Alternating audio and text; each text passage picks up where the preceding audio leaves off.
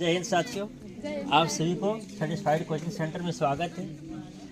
एक छोटा सा क्वेश्चन आपका क्लास 10th का जो कि प्रश्नावली 5.2 का है, समांतर श्रेणी से क्वेश्चन है। अच्छा सा क्वेश्चन है, इम्पोर्टेंट भी क्वेश्चन ये सब है। देखिएगा क्वेश्चन में निकालने के लिए हमको क्या कह रहा है, क्या ज्ञात करना पड़ेगा, देखिए और समझिएगा। क्या लिखा है कि AP यानी कि AP का मतलब कि समांतर श्रेणी बता रहा है कि 3, 8, 13 और 18 है। तो हमें इसका कहता है कि जैसे कि पहला नंबर ये पहला पद हो गया, ये वाला दूसरा पद हो गया, ये वाला तीसरा पद हो गया, ये वाला चौथा पद हो गया। तो ऐसे में कह रहा है कि लगातार ऐसे चौथा, पांचवा, छठा पद, ये 7वां, 8वां, 9वां, 10वां होगा।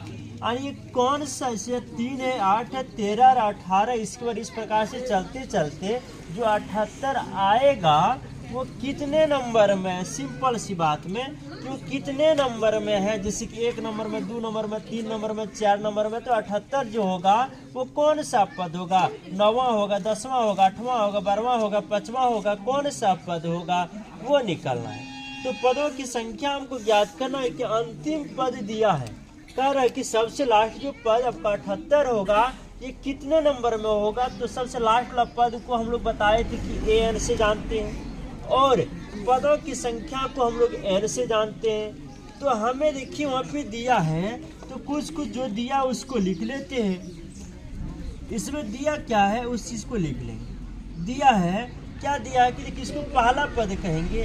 तो A1 बराबर दिया है 3, A2 बराबर दिया है 8 और A3 बराबर दिया है 13, A4 बराबर दिया है 18। और देखिए आपका एक तो और दिया है जो कि आपका AN बराबर कितना, अंतिम पद जो है वो अंतिम पद कितना आपका दिया है 78। तो हमें निकालना क्या, आपका N प्राप्त करना है।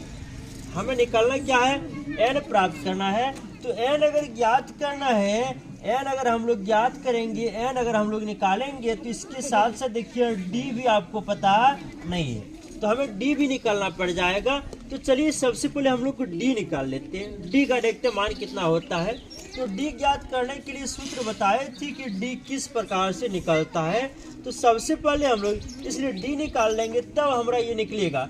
तो D अगर निकालते हैं तो D बराबर सूत्र बताए थे, D से यानी सार्वंतर होता है। D हम लोग क्या कहेंगे, किसको कहते हैं, सार्वंतर को कहते हैं, सार्वंतर D को कहते हैं। तो आपका D बराबर क्या होता है, A2 माइनस A1 होगा। ये होता है सूत्र। यानी कि ये अगला देखो, ये पहला है, दूसरा वाला में पहला वाला घटाना, फिर तीसरा वाला में दूसरा वाला घटाएंगे, ऐसे में D आपका आएगा। तो A2 माइनस A1, और दूसरा अगर D देखेंगे निकाल के वो क्या होगा आपका A3 माइनस A2 होगा। तो इस प्रकार से हम लोग चेक कर सकते हैं, देख सकते हैं। देखते हैं A2 का वैल्यू कितना है, A2 का वैल्यू 8 है, A2 का वैल्यू 8 है। तो यहाँ लिखेंगे 8 माइनस ये A1 का मान कितना है, 3 है।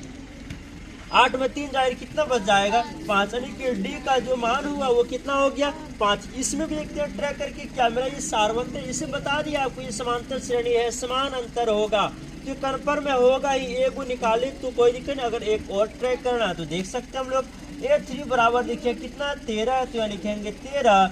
A2 8 है, लिखेंगे 8 बराबर 13 में 8 जाएगा, कितना होगा 5। यानी कि यहाँ भी देख रहे हैं D का मान 5, यहाँ भी D का मान 5। यानी कि आपका ये समांतर जो सार्वंतर है, यानी कि सार्वंतर D का जो वैल्यू है वो कितना आपका 5 हो गया। तो देखिए आपका ये D का मान हमको पता हो गया, इधर सब का मान पता है। तो N का मान हमें ज्ञात करना है। तो N का मान ज्ञात करने के लिए पिछले क्लास सूत्र बताए, तो वो आपका सूत्र क्या होता है, AN होता है। लिखेंगे, इसलिए अब लिखेंगे हमें जो पदों की संख्या प्राप्त होगा तो AN से होगा। तो लिखेंगे AN बराबर सूत्र क्या होता है, A plus N minus 1 into D। A plus N minus 1 into क्या होता है, D होता है। चलिए अब इस पर हम लोग मान को बैठाएंगे और हल करेंगे। तो आप सभी को पता होगा कि AN का वैल्यू एक वहाँ दिया है, कितना है 78 है, बराबर A का मतलब प्रथम पद बताए थे कि A का मतलब क्या होता है, प्रथम पद। देखिए पहला पद आपका 3 है, प्लस N तो पता नहीं है, N ही निकालना है, N ही इसमें मैन है आपका निकालने का जो काम करेंगे। N का वैल्यू कुछ नहीं तो N लिखेंगे, माइनस 1 देंगे, D का वैल्यू निकाले कितना है 5 है।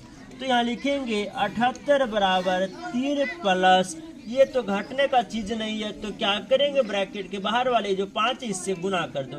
5 गुना n करेंगे तो आपका 5n होगा, माइनस प्लस माइनस होगा, 5 गुना 1 करेंगे क्या होगा, 5 हो जाएगा। अब देखते हैं यहाँ पे क्या होगा, 78 बराबर, इसमें n है, ये सब में n नहीं है, तो बिना n वाले को एक साथ कर लो तो हो जाएगा आपका 5n, 5 में 3 जाएगा तो माइनस में 2 होगा, क्योंकि माइनस वाला बड़ा है, प्लस वाला छोटा है।